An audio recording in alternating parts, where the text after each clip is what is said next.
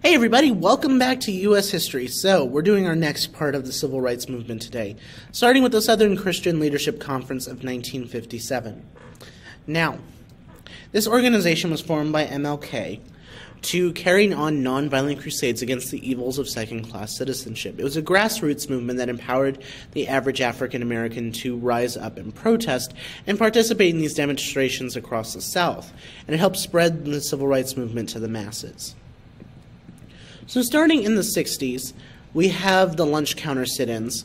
Now, Students' Nonviolent Coordinating Committee, or SNCC, organized nonviolent sit-ins at segregated lunch counters throughout the South. One of the most famous was in Greensboro, North Carolina, at a place called Woolworth's, who had an all-white lunch counter. And students from North Carolina A&T staged a sit-in. They faced much opposition but didn't fight back. This led to desegregated lunch counters in 48 cities and 11 states. Here's actually an image from the lunch counter sit-in at Woolworth's, actually, as with that one. So next up, we have the Freedom Riders in 1961 that really started to spread the message. And they rode interstate buses into the segregated South to oppose the non-enforcement of the Supreme Court decision that ruled bus segregation unconstitutional.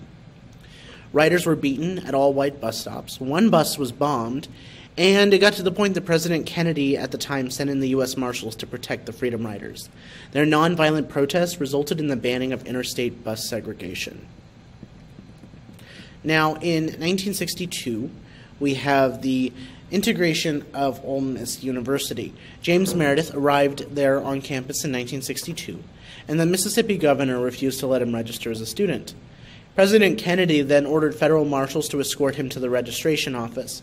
Following this, riots broke out across Mississippi. 2 would be killed, thousands of soldiers would be involved, over 200 arrests would be made, and it would just last 15 hours.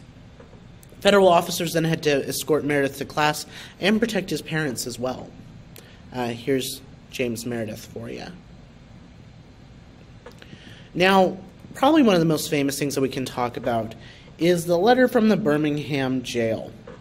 Now, Birmingham was the most segregated city in the U.S., and King was arrested for demonstrating there. From jail, he wrote a letter that led to the desegregation of the city. This is a quote of it down below. I'll give you all a minute to read that.